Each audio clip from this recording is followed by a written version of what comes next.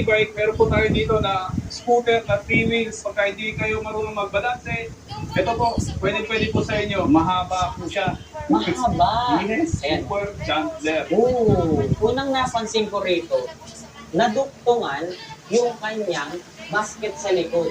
Yes. Instead na basket, ginawang passenger seat. Yes po.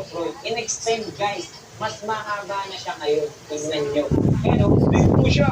Slim. Kasya po kapag maliit na po yung parking ninyo, kasya po ito. Ayan. so itong unit na to, i-design siya sa mga limited space na parking. Yes Tama po, ba? yes po. Yung sasakay naman medyo maskulado at saka malaki. Dito, pwede dito. Ito yung unit na naka-design sa kanila. Yes po, yes. Di ba narinig nyo? Bawat unit dito, may kanya-kanyang may kanya-kanyang paggagamitan. Yes po. Si Bubbles po, parang na po siyang sasakyan po ng tunay. Ayan. Naka-power steering na po siya. Power steering? Opo. Yun na, power steering na, guys. So, parang nga talagang sasakyan. Yes po. Manibela ng sasakyan, guys. Ayan, oh. Oh, di ba? Tapos yung mga switches natin, nasa